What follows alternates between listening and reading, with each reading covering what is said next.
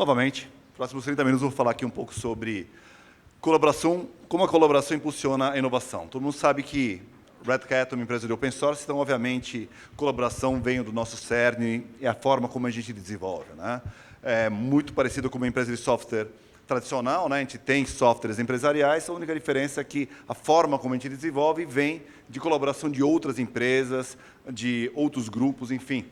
O que a gente vê muito fortemente agora no ambiente de negócio é cada vez mais os cases famosos, né? Desde o próprio Blockbuster simplesmente sumiu, né? Foi consumido por empresas de software, né? Como Netflix e iTunes, né? Casos muito famosos, Airbnb, enfim, todos os novos entrantes de software que simplesmente vieram aqui para mudar desde o business model até a levantar a barra em termos de qualidade de entrega de serviço e de software e assim por diante. Então, começando a aparecer novos concorrentes, né? Se há 10 anos eu perguntasse quem que é o concorrente de FedEx, você ia falar de DHL, UPS, TNT, etc. Né? Mas você começam a ver a própria Amazon, mesmo Uber. Uber está começando a colocar com uma parte de logística também, concorrendo com o FedEx, né? Lógico, empresas 100% focadas em software como Uber, é interessante você verem eles quebrando algumas barreiras, alguns paradigmas, né? Começaram com táxi, né? Como todo mundo já mais do que acompanhou, e agora com essa parte de logística é interessante, né? E sempre por trás, muita inteligência, né? Eles têm um software de BRMS por trás que otimiza toda a parte de logística, né? Então, se alguém tem uma pequena van ou um caminhãozinho, ele simplesmente cadastra com o Uber, ele já entra todo numa rota de distribuição de produtos e logística, assim por diante. Ou seja, são realmente concorrentes de qualidade entrando em mercados que nunca se pensava. E aí, basicamente, uma frase que a gente ouve muito, né? Todas as empresas são companhias de software hoje, né? Primeiro você pensa em Google, né? Lógico, né? Ela nasceu como software e ela é a maior, né, entidade de internet que a gente tem hoje em dia, mas você começa a ver mesmo empresas tradicionais entrando no ramo de software, né? A própria Ford, ela está se colocando como uma empresa de software.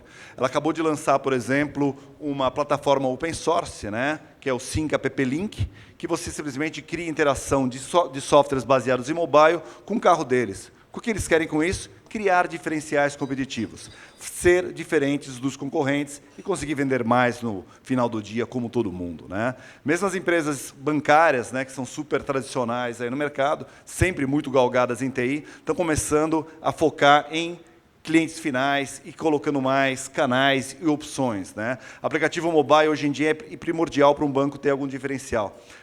Febraban, no ano passado, já comentou que mais de metade das transações bancárias já estão passando por mobile e internet, sendo que só o mobile é o maior canal que tem, maior que banco e maior que internet em si. Então, você começa a ver realmente o fundamental de você ter os aplicativos para você começar a criar diferencial.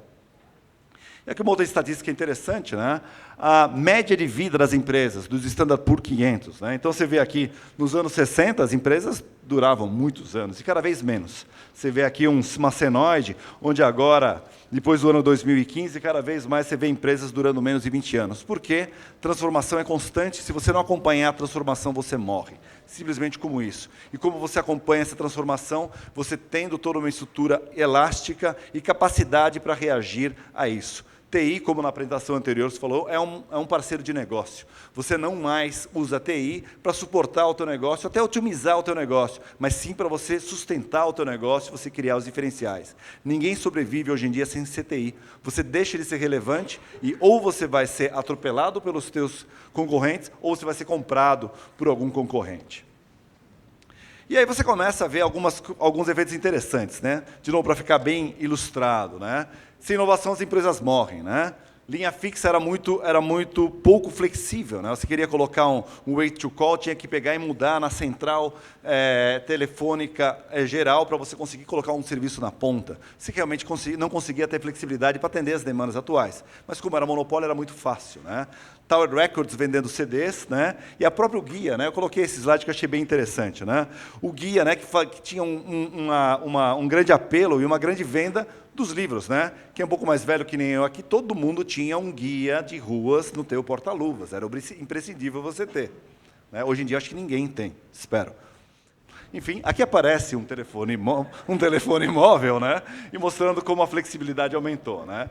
E aqui, da parte da Tower Records, obviamente, a gente está pensando primeiro no iTunes. Só que, mesmo assim, você começa a falar assim, download hoje em dia já está obsoleto também.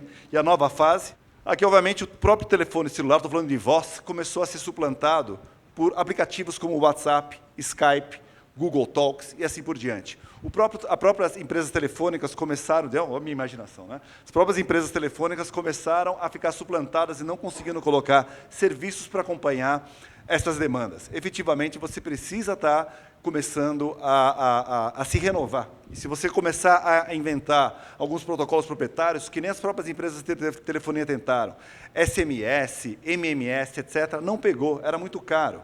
Você começa a usar o WhatsApp, que você basta ter um Wi-Fi, você começa a colocar, começando com conversa, que todo mundo fala o tempo todo, você começa a ter vídeo, começa a ter voz, começa a ter tudo. Idem, CD. Você começou a falar de iTunes com download, hoje em dia ninguém mais fala mais nada do que um Spotify. O que você faz? Paga por mês e utiliza à vontade. Finalmente, o guia GPS virou o quê? Waze. Ninguém mais compra nem GPS e nem mais um guia. Todo mundo usa o teu próprio celular com serviço lá dentro, inclusive um serviço gratuito, que basta você engolir um pouco de propaganda, você começa a ter muito mais vantagem, né? Quem mora em São Paulo, sei que muita gente é fora, mas ninguém sobrevive nem para ir na padaria sem o Waze aqui. E aí, um outro exemplo, né, dentro do mercado bancário mesmo, né? Os bancos, né, estavam bastante receosos com a vinda das fintechs, né? Então você vê o Nubank, você vê lá o Banco Original, né, começando a ter bancos que simplesmente não têm agências, então já começa a reduzir muito o custo, e toda uma infraestrutura muito mais versátil, onde os próprios bancos comentam isso daqui, né? As fintechs já nascem com tecnologia de ponta, né? Como se os bancos não tivessem, obviamente eles têm, mas são extremamente focadas na experiência do cliente. Você começa a ver que os bancos estão um pouco preocupados com isso. JP Morgan mesmo comenta, todas querem comer no seu almoço. Só que, obviamente, os bancos estão reagindo. Todos os bancos, e a Red Hat trabalha muito com os bancos, todos os grandes bancos privados são grandes usuários da Red Hat, começaram a criar dois ambientes, sejam ambientes conectados, né, via um USB, ou enfim, qualquer tecnologia de conexão, ou mesmo criando dois ambientes. O ambiente modo 1, como o Gartner fala, né, tradicional, legado, que mantém todo o teu negócio funcionando, e o modo 2, mais rápido, responsivo em relação ao mercado. E o modo 2, sim, você está começando a pensar em OpenStack como infraestrutura, como serviço, começar a falar em OpenShift como um modo de desenvolvimento mais rápido, e todos os softwares para você começar a criar vantagem competitiva e redução de custo. Não basta você ser rápido, você tem que ser com um custo baixo. E aí tem uma frase que me chamou a atenção no meio desse ano que eu vi: as grandes instituições financeiras precisam aprender a inovar antes que as fintechs aprendam a crescer. Uma das duas coisas vai acontecer. Mas os próprios bancos, de novo, ninguém está dormindo no ponto. Todos os grandes bancos têm incubadoras, e dentro dessas incubadoras estão começando a aparecer startups muito ágeis, né? Essas startups, obviamente, vão estar ou absorvidas pelos bancos, ou simplesmente criar um novo departamento dentro deles. Só para finalizar essa introdução, software é o grande diferenciador. Comentei aí das startups, mas empresas tradicionais como a Ford, que eu comentei lá do AppSync, mesmo a GE colocou lá o Open Innovation Manifesto, colocando, olha, precisamos inovar, senão a gente vai ser engolido pelos concorrentes. Walmart reparando que Amazon, Alibaba e esses novos entrantes que estão começando a aparecer, que não são empresas tradicionais de retail, inclusive eles nem têm warehouse armazenando, estavam começando a ultrapassar, né? Alibaba é interessante, né? A maior empresa de retail do mundo e não tem um warehouse, simplesmente eles só revendem coisas através de acordo. O Walmart ela reagiu, hoje é uma das top 5 do mercado de e-commerce também, exatamente porque começaram a investir em open source e em infraestruturas mais escaláveis. O Open Source está por trás disso tudo, tá? Você não pensa em nenhuma tecnologia nova, como o Big Data. Big Data, você pensa em quem? Hadoop. Hadoop é um projeto Open Source. Internet of Things, impossível você pensar em Internet of Things se for rodar um sistema operacional proprietário na ponta, ou algum protocolo que não seja aberto. Cloud Computing, idem. Mobile, idem. O que está por trás disso, né? Existem mais de 1 milhão de projetos de open source relevantes. Na verdade, existem mais de 13 milhões de projetos open source. 1 milhão que a gente considera relevantes.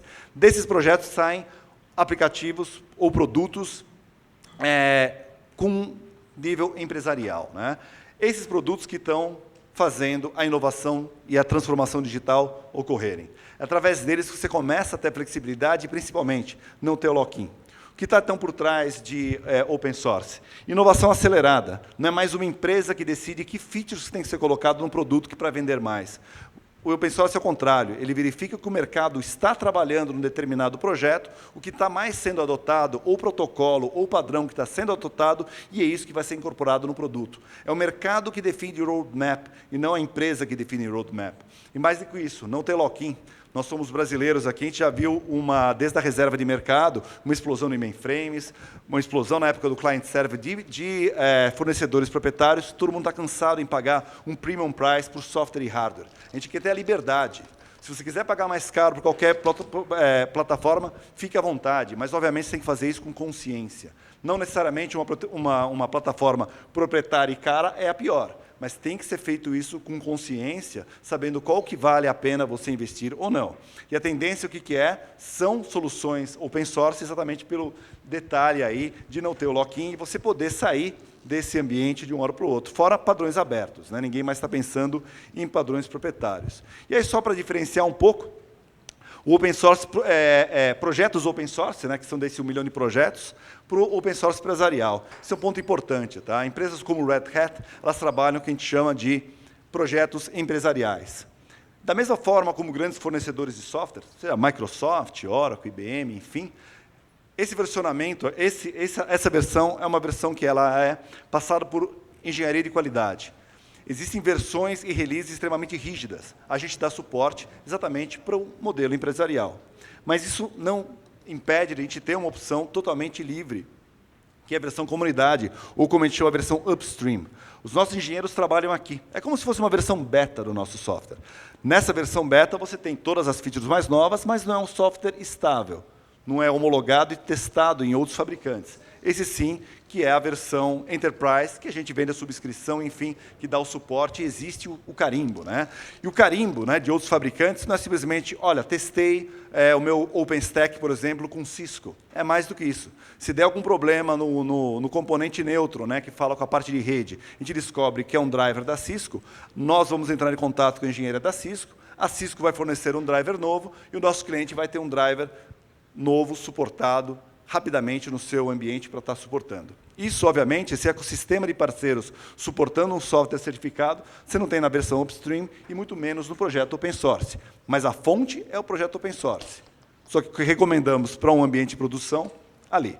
Caso vocês sejam desenvolvedores, todos esses softwares estão disponíveis direto na web, e mesmo essa versão, se for em developers.redhat.com, estão todos disponíveis para baixarem, testarem e virem. De novo, ninguém esconde roadmap, ninguém esconde features nem nada.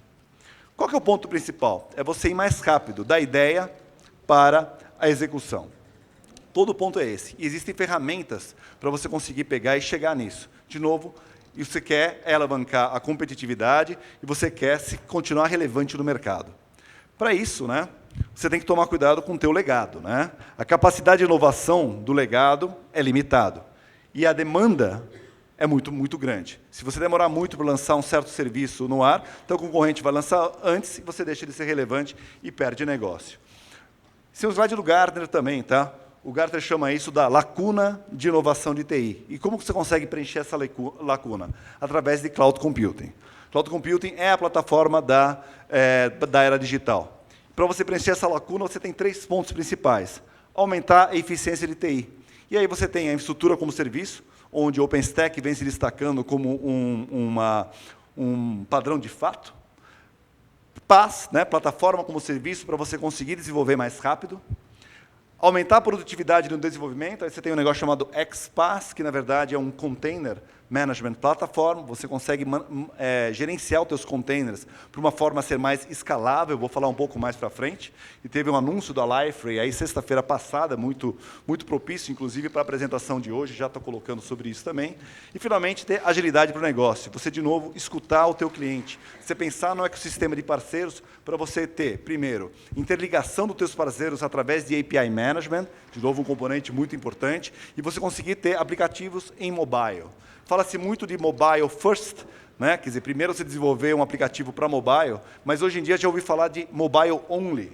Você nem mais liga para o desktop, você pensa só no teu mobile, ou um tablet, obviamente, de outras formas que você está colocando. Estamos evoluindo, né? A gente está saindo da TI artesanal para a TI industrial. Mas a TI industrial ainda não é suficiente. O que é uma TI industrial? Você pensa muito em virtualização, customização, você consegue pegar e criar uma certa automatização, mas ainda não é rápido o suficiente para a nova TI, que a gente está chamando agora de TI digital. E a TI digital é muito maior. Ela pensa muito em colaboração, em comunicação, colaboração entre todo o ecossistema, monetização em todas as formas. Quando você coloca uma API disponível para um sistema teu, você começa a pensar em alternativas e até novos modelos de negócio.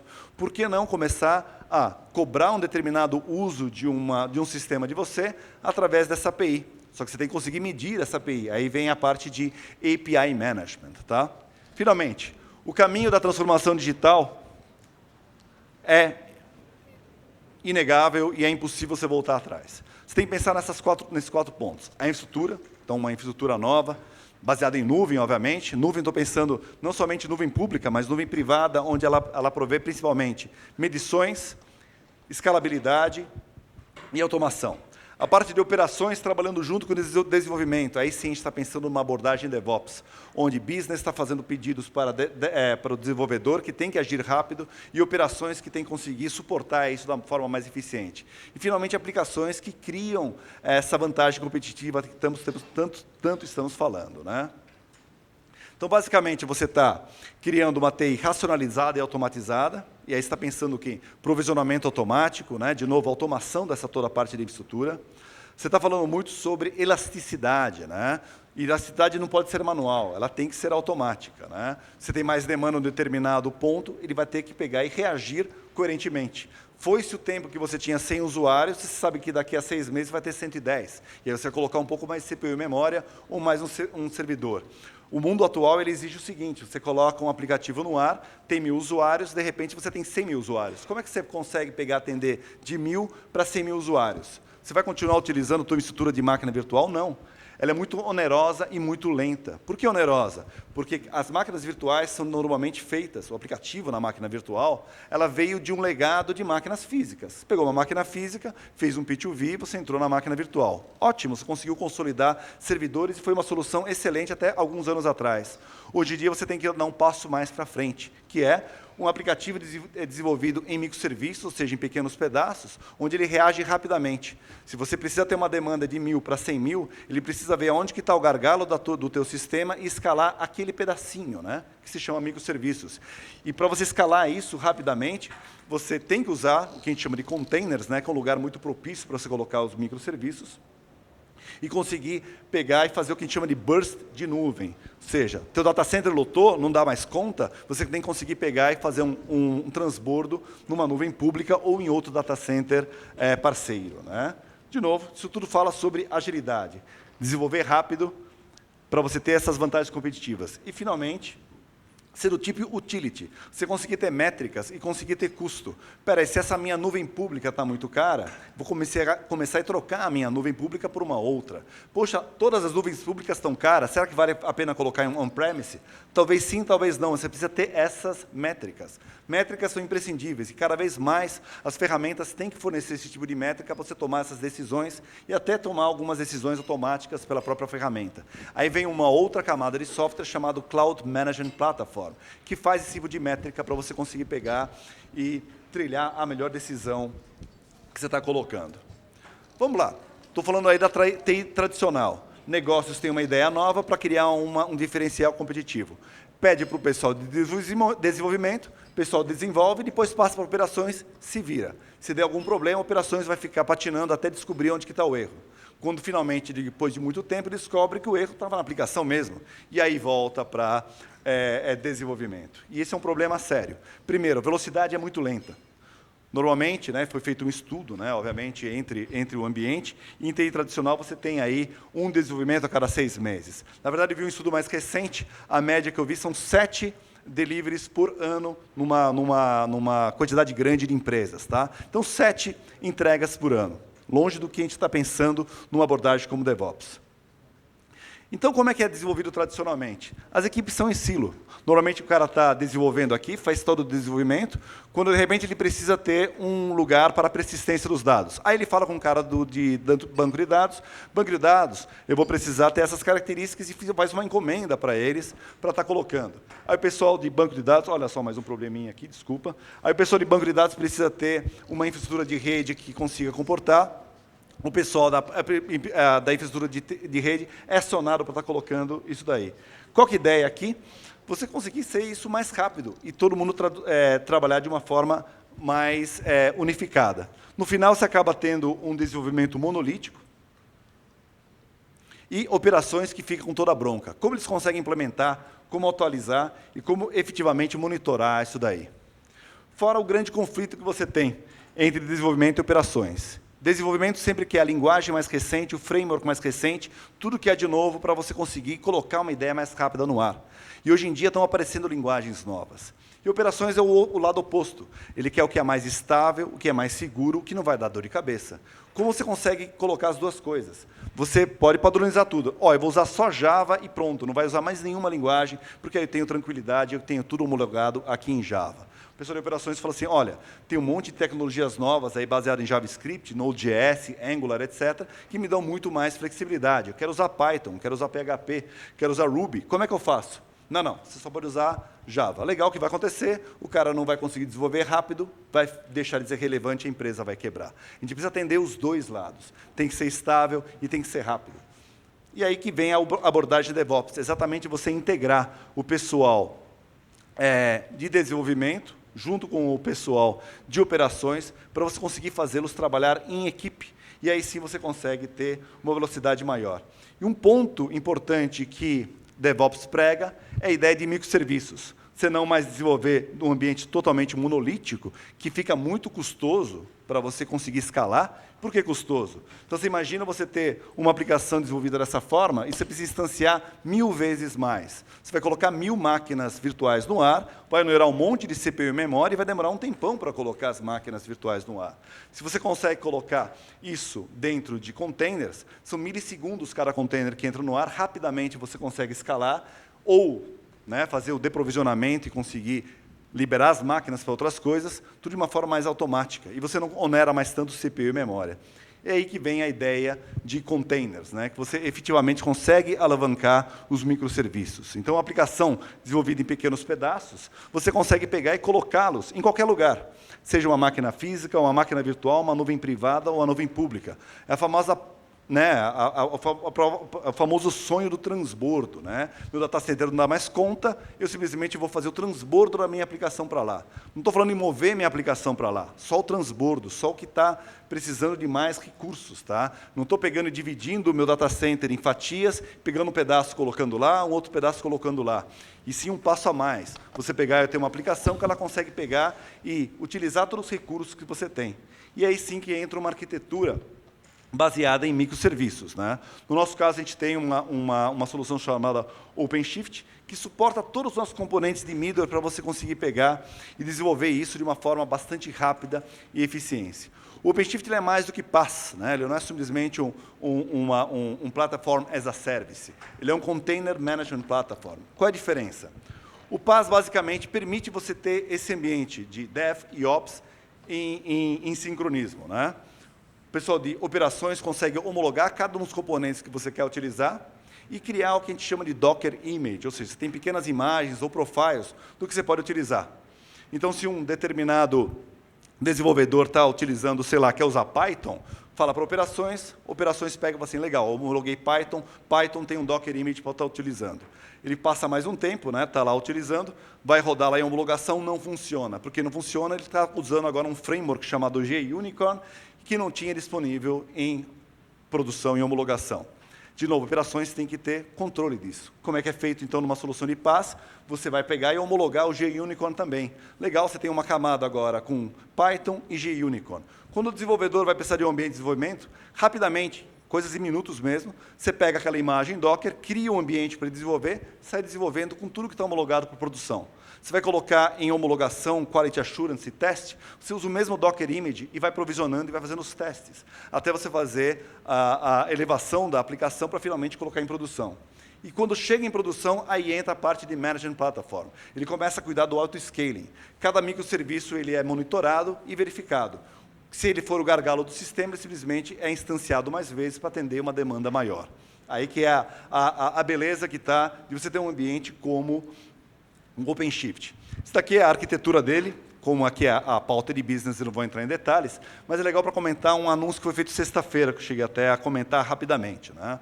A própria Liferay fez um anúncio, né? De novo, estava até torcendo que fosse antes da apresentação, e foi sexta-feira agora. A Liferay agora tem um Docker Image das soluções dele. Então, você está utilizando o Liferay dentro de desenvolvimento de uma aplicação sua, simplesmente pega um Docker Image, que já tem vários sabores, inclusive, para homologação, teste de desenvolvimento, usando as melhores práticas da própria Liferay, né? E rapidamente você consegue colocar e provisionar.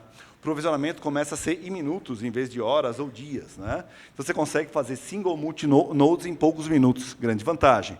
Faz o scale up, scale down automático também. Pode ser manual, pode ser automático, e um último clique. De novo, o próprio Liferay, que é um problema você colocar em produção e conseguir escalar de uma maneira automática, também é escalado automaticamente. Na verdade, todos os componentes dockerizados já têm essa característica. Todos os componentes de middleware, seja de integração, seja de virtualização de dados, seja de integração, você consegue pegar e colocar dentro do OpenStack, e tem essas características: provisionamento rápido e auto-scaling. E, finalmente, garantia de boas práticas para o desenvolvimento. Finalmente, você cria aqui um ferramental completo, né? Normalmente, isso daqui a gente representa o que a gente chama de CI/CD, Continuous Integration, Continuous Development. Então, você tem todo um ciclo rápido de você pegar e fazer esse desenvolvimento, né? Passando desde criar o código, rastrear as mudanças, fazer o código, quem gosta dos nomes, né? Aqui é o Git, aqui é o Jenkins e o Maven, que faz essa automação para você finalmente criar os containers e continuar o ciclo de desenvolvimento. Daí a ideia de desenvolvimento contínuo.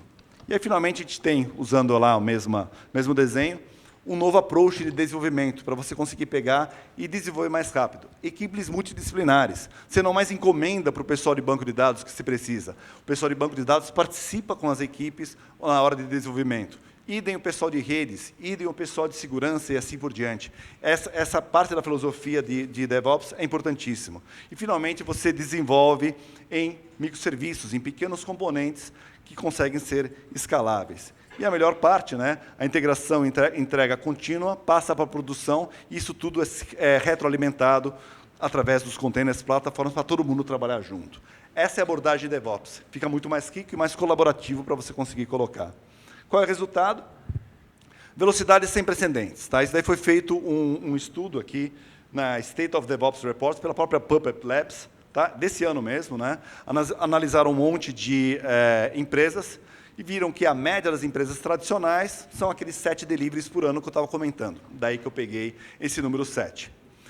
Nas empresas utilizando a abordagem de DevOps, isso vai até 1460, mais de 200 vezes a velocidade. Isso cria outros paradigmas, né? Você fala assim, puxa, 200 vezes mais delivery, lógico, são deliveries menores que você está pensando em microserviços. Mas, primeira coisa, não tem downtime. Você não precisa mais fazer as famosas paradas no dia de Natal para você colocar um sistema novo no ar. Você vai colocando pequenos pedaços no ar aos poucos. Inclusive, consegue fazer um rollout usando metodologias como Canary Deployment, AB Deployment, que você, aos poucos, coloca uma função nova no ar. Ela foi aprovada, ela começa a entrar em todos os usuários para utilizarem. Deu algum problema, você retira do ar e continua fazendo as correções e continua trabalhando, né? Tem alguns vídeos interessantes na internet sobre Canary Deployment, vale a pena você dar uma olhada. Só que isso daqui não é, de longe, a barra mais alta, né? Você pode começar a pensar em Amazon, né? Teve aí um anúncio aí já de alguns anos atrás que a Amazon faz um delivery a cada 11,6 segundos. Isso dá 10 mil deliveries por dia, né? Então, você está falando de 1.460 por ano, que já é bem impressionante, né? Dá 7 por dia, contra 10 mil por dia. Qual que é a consequência?